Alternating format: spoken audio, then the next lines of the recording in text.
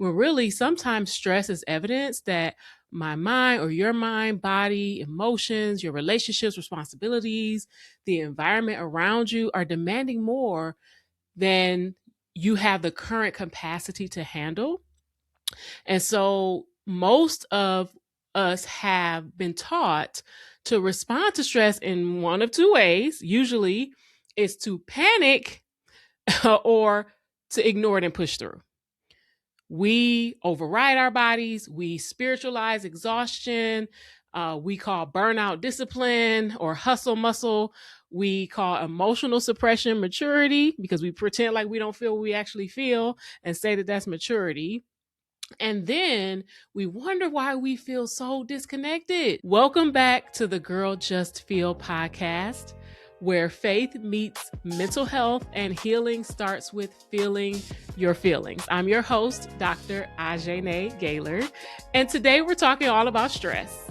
Yes, actually what it is, not the myths that we believed about it or what we've told ourselves, the difference between acute stress and chronic stress, and why so many of us ignore it or don't understand it and just don't even deal, and why stress might actually be inviting us into something that we haven't yet talked about. Can I tell you something that completely changed the way I now understand stress?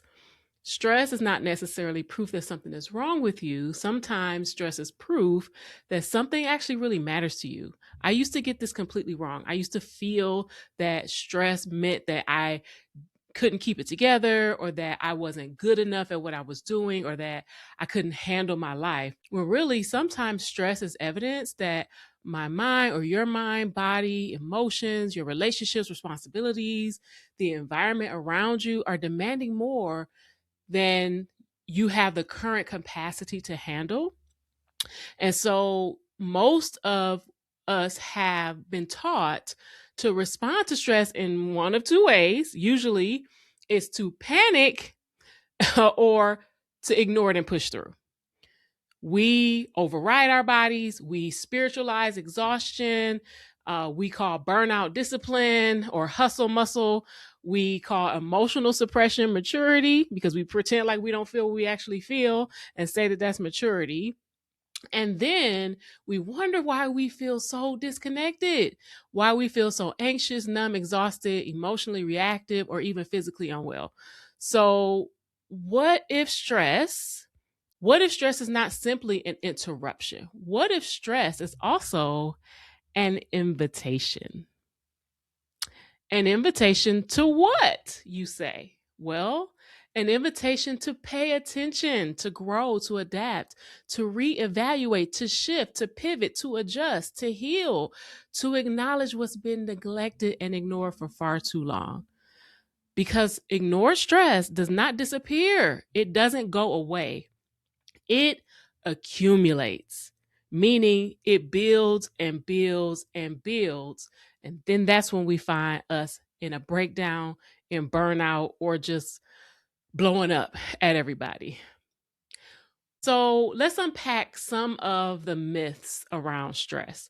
Like, why do we think it's so negative and so bad? Well, I would say it's because we often only experience what we consider stress or the effects of stress. So it's not the stress itself. It's not what's happening. It's usually our response or how we end up behaving or the decisions we end up making in response to the stress that we're under. So I know myself, I can be very reactive, especially in a situation where I'm prepping or planning for something. Let's just say I'm hosting an event in my home. I host a lot of my family, friends, community in my home, and I like things to be a certain way. And because I like things to be a certain way, if they don't meet my standard, I often feel a sense of high stress. And then my reaction to that is usually being very anxious, very wound up, being very explosive. And I start yelling at all my family members at all the stuff they're doing wrong. So it isn't that the event is what is causing the stress. It's the way I'm viewing the event, and it's the way that I am internalizing and even preparing for what is going to happen in anticipation of people coming to my home or having to prep something or being ready. And what I want us to do now is to define what stress actually is and not what we've been telling ourselves that it has been. One way to define stress is that it's when our demands far outweigh our resources, meaning there is a demand, there is a need, there is something that is requiring more. And at that point in time, we do not have what's needed or the resources or the access to meet that demand. That's literally all stress is. But where we often get it wrong is that we think that stress equates a lack of self sufficiency, a lack of capacity, a lack of intelligence. Like we come up with all this stuff where we determine that stress actually means something that it doesn't. It just means there's a demand that we can't meet yet. It doesn't mean we can't meet it. It may mean that we have to learn something, we have to tap into other resources, we may have to ask for help. And that's where we often fall short in our understanding of stress because we look at the demand as the problem, when really a demand is just a need for something. For going back to my event example, the event is not stress. All that comes along with preparing to host people in my home may bring on stress if I feel or if I determine that I can't meet the demand, I can't meet the resources, or the resources that I have in my family members who are helping me, or the resources that I have financially, or whatever resources that are necessary to put on the event. The event in and of itself isn't stress. What becomes stressful is how I then respond to the demand or whether or not I can survey and determine what resources I have available to me. So if we look at it from that vantage point, it actually, like I said earlier, is an invitation. And what is an invitation to? Well, it's an invitation for us to grow. That's what we misunderstand about stress. Stress is not necessarily a spotlight on our inabilities. Really, stress is saying we've arrived at the end of your resources. So now there's a demand for more. Not necessarily more than what we can handle, more than what we can do, because we don't know what we're capable of until we're pushed to our limit, until we reach the end of where we do currently have resources and capacity. So if I can view a demand and I can meet that demand, that's just our baseline. So there's a demand, I meet the demand, I'm at baseline, that's normal everyday life. If there's a demand and I can't meet the demand, that equates stress. But if there's a demand and I find a new resource to meet that demand, now that equals growth. And that's what stress really is inviting us to. It's inviting us to stretch beyond where we are and expand in capacity, expand in knowledge, expand in resources to grow to the next level. So when the demand comes up again, we'll be back at baseline. We'll be able to meet that demand. And if a new demand comes that we haven't encountered before, and it's calling for additional resources, it's calling for a new capacity, that's another opportunity to grow. Now, that seems simple. That seems very basic. But the problem becomes in that we don't even understand the differences between the types of stress we can encounter. So I'm talking in general terms about just acute stress, meaning it happens, it comes, it gets resolved, and then it goes. That's acute. And all of us are going to experience that. Mostly what I'm describing as pathological or usually detrimental to us would be chronic stress, meaning it's ongoing, it doesn't become resolved, and then it could potentially lead to more harm and devastation than it leads to growth. And sometimes we confuse trauma with stress, or we overemphasize trauma in the face of everyday stressors, everyday challenges, everyday demands, right? And we go beyond the capacity to address those stressors. And that's what trauma is. But today is not the day we're talking about trauma. We'll have to do that in another episode. So back to acute stress and chronic stress. So if we view this from the right perspective, meaning a demand comes up that we haven't encountered before, it demonstrates or it reveals our lack of resources to meet that demand at that time. We can either go in one or two directions. We can crumble under the pressure, which will potentially lead us to that chronic, ongoing, unresolved, unaddressed stress, or we can survey what access and resources we have, which can potentially lead us to growth. Now, I like the second better than I like the first, but if we can be honest, I've lived most of my life in the first category. The demand comes up, I can't meet the demand, and then I become chronically stressed out, chronically overwhelmed, or at least that's the story I'm telling myself. Because just as much as we encounter the resources, the capacity, what we need, what's available to us is based primarily on what we are telling ourselves about what we have and what we have access to. So I'll use my example of returning to school after, I don't even want to say how long I was out of graduate school before I went back. Now, I got my bachelor's degree, 4 years, undergrad, completed it, went right into graduate school, did a 10-month accelerated master's program, obtained my master's degree, and then went right into the workforce. I started doing counseling and therapy for several years and putting my career, my education right into practice. And then my agency closed and they laid us all off and I lost my job. And at the time, I was pregnant with my second child. And so the demand for income was absolutely there.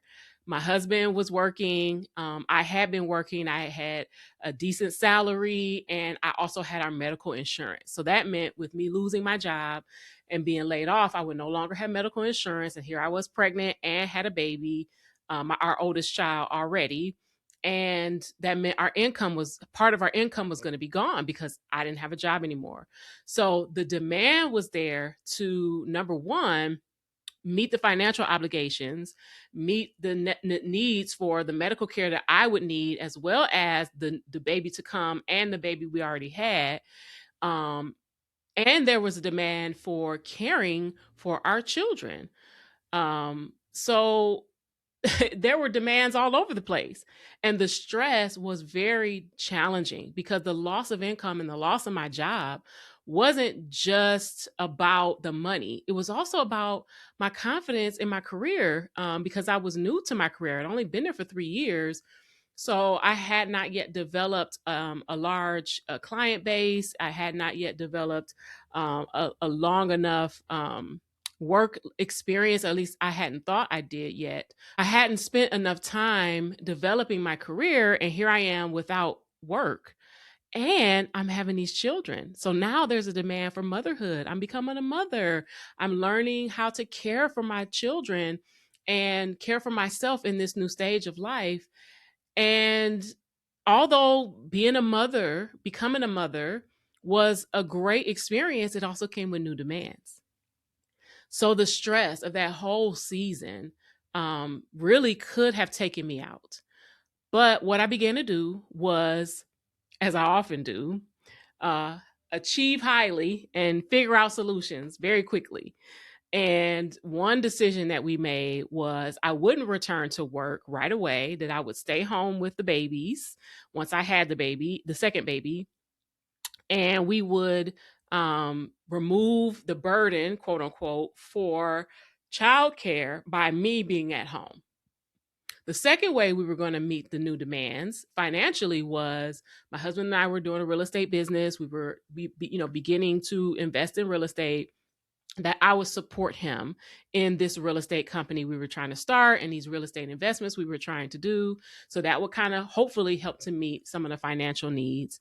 And for the medical needs, I don't remember the exact solution, but I think we might have gotten like state aid or figured out some other type of temporary medical coverage in order for me to make it through the delivery and maybe the first year of the new baby's life.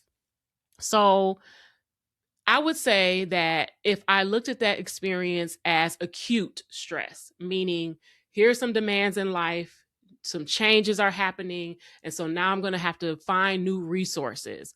I would say from that perspective, I met those demands. And so that meant I went back to baseline. But the truth is, because I was so focused on the deficits and I was so focused on the needs and what I felt like I didn't have, even though we made decisions that helped to address what I felt like were the needs at the time, I did not feel like those were the appropriate or correct or complete solutions. And so what that caused me to do was to ruminate a lot about what wasn't happening, how difficult it will be. What if we can't pay the mortgage? What if I don't have insurance long enough? How am I going to pay a huge medical bill that comes up? Like I kept rehearsing all of these thoughts and patterns of thinking that only made the deficit or the need or the demand seem bigger than me, bigger than my husband, bigger than the current resources that we had. And that's what became chronic in my life. I imagine that this is resonating with you, that you too have experienced something that should have been just a regular life event, life circumstance that caused some new demands that you met, grew from, and moved on.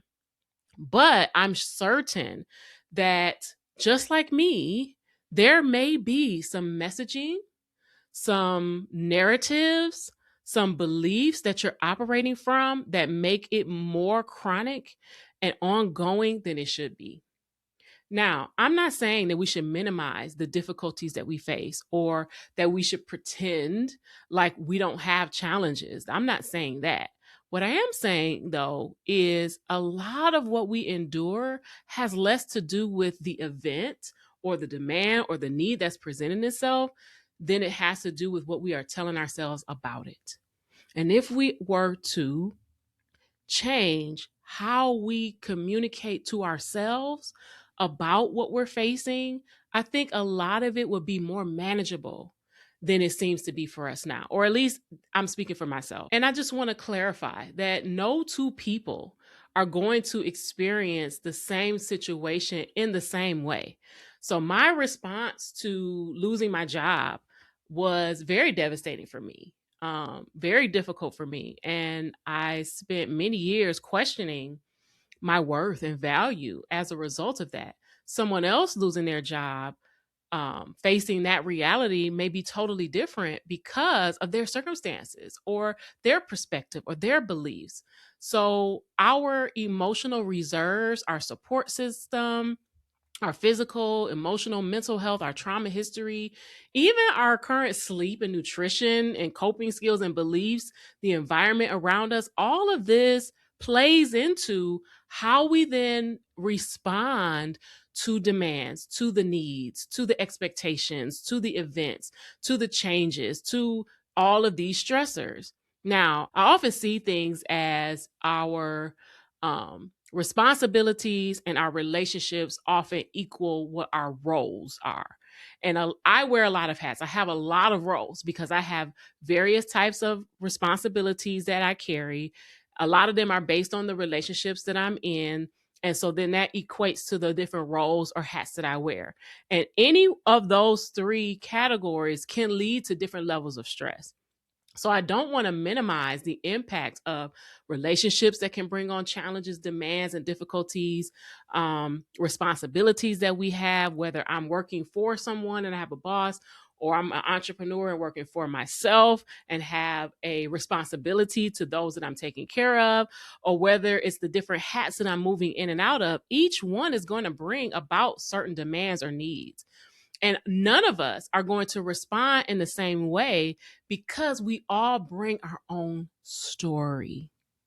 We all bring our own experiences, coupled with the things that we were told, coupled with the things that we then told ourselves based on the events and experiences that we've had in life. And so I don't want to make it seem like stress is so easy for us to define and to describe and to deal with. I want us to begin to shift how we see stress so that it doesn't grab us by the neck and put a chokehold on us so that we're not able to breathe and function in life and feel paralyzed by every demand that we face from day to day. I want us to be free in our ability to trust God first and foremost, that He is sovereign, that He is providential, He holds all things in His hands. I want us to trust our measure of capacity, whatever it may be, that whatever demands we face, either we're going to pull up the resources that we already hold on to, or we have the capacity to find new resources. And sometimes that means we have to look to the support system that we have around us. Now, we can talk more about that in a future episode.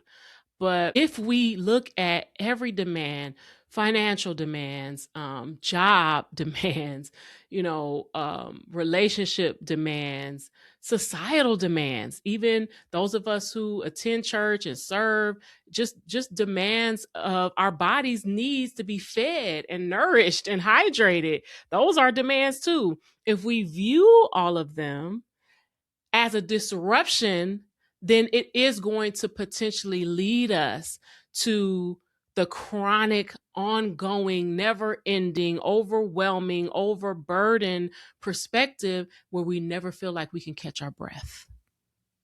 I want to breathe. Let's take a moment. As a matter of fact, and I know my audio listeners, this may feel strange to hear pauses throughout the podcast, but this is my show. I can do what I want, and I want us to breathe.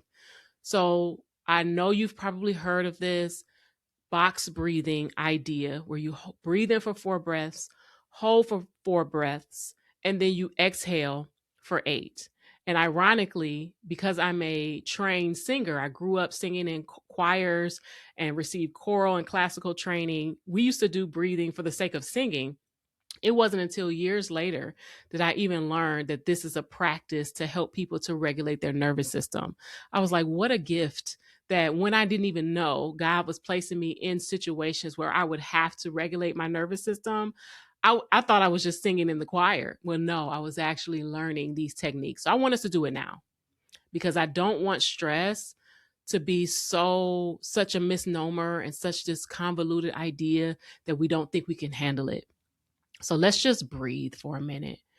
And I want us to breathe in for 4 counts, hold for 4 counts, and then release for 8. And I'll do the count. Breathe in, 2, 3, 4. Hold it. Now exhale. 1, 2, 3, 4, 5, 6, 7, 8. Now, how did that feel?